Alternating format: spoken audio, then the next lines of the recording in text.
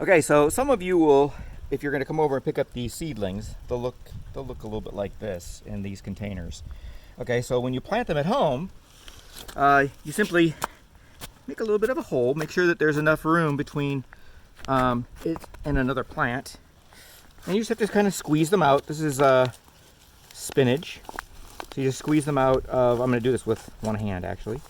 You squeeze them out of the container and put them so that they're just above or just below, as this seems to be going, the ground line, and then you just fill it in with some loose soil. Okay, and the reason you go a little bit below is so that it's stable and then the roots can fill in underneath it.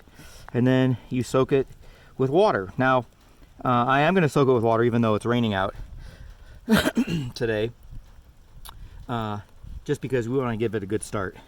Now there's other plants. I think we're just going to be giving you greens. I don't think there's any more of these.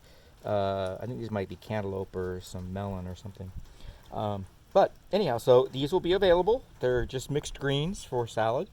And like I said in an earlier video, you can also plant sweet potatoes and use their leaves in salad, as well as the sweet basil. This is a good addition to salad. It's an anti-inflammatory plant as well. Okay, hope that helped.